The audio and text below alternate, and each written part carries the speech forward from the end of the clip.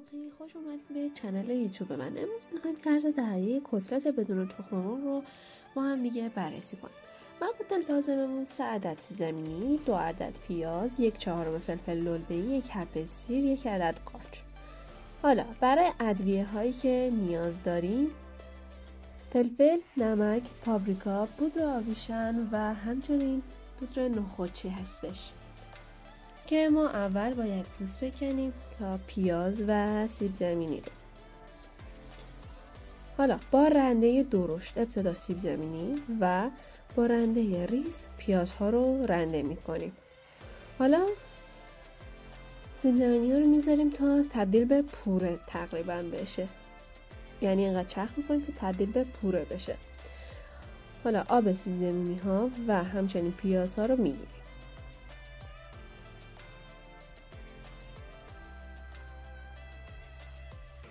و بقیه مواد مورد نیازی که داشتیم رو رنده میکنیم.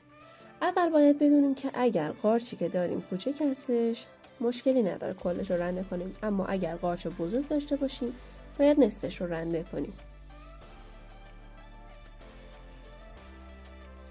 حالا ادویه ها رو بهش اضافه میکنیم. میریم سراغ هم زدن.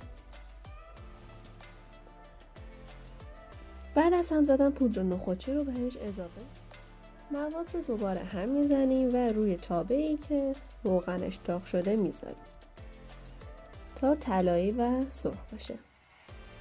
بعد از اینکه طلایی شد داخل بشقاب میچینیم. حالا تزییناتی رو میتونیم براش انجام بدیم که ما فلفل و سبزی گذاشتیم.